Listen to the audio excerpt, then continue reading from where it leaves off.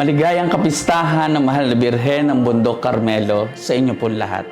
Ako po si Brother Alvin Ramos Evangelista mula po sa Order of Carmelites.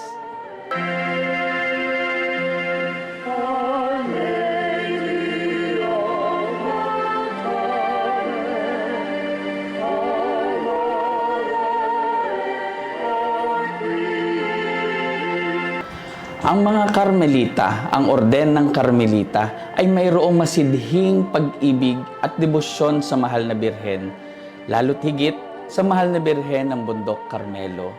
Siya ay naging daan upang maipakita ng mga Karmelita ang pagmamahal sa Diyos, sa pagtulad ng mga Karmelita sa katauhan at mga ginawa ng Mahal na Birheng Maria sa pamamagitan ng Rule number 7 kung saan sinasabi dito at panukala ni Saint Albert of Jerusalem na magnilay sa salita ng Diyos umaga at gabi.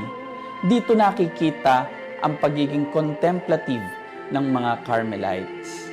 Dito binibigyan diin din ang ating masidhing pagtugon sa panawagan ng Diyos na mahalin ang ating kapwa, mahalin ang ating Diyos sa pamamagitan ng pagsunod sa Kanyang kalooban.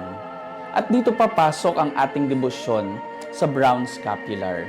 Ang brown scapular po ay hindi isang anting-anting kung saan magsuot ka nito, automatic ikaw ay makapupunta na sa langit.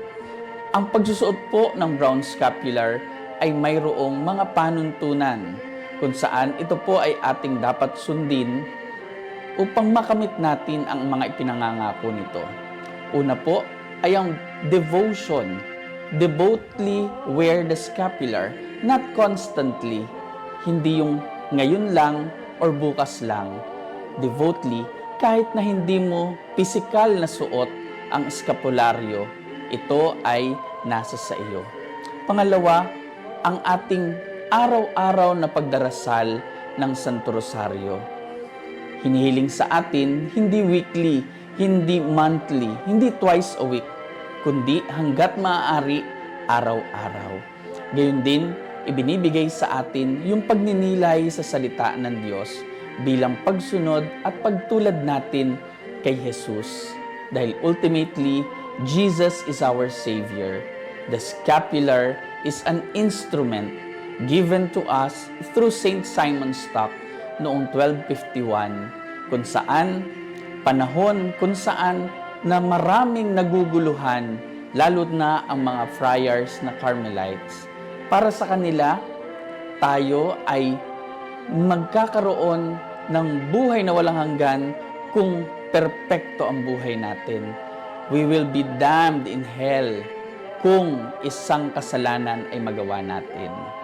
Ito po ay pinabubulaanan ng ating pagdebosyon sa mahal na ina, na sa kabila ng ating pagkukulang, sa kabila ng ating kasalanan, nandyan ang mahal na ina. Nandyan si Jesus sa kanyang kanlungan.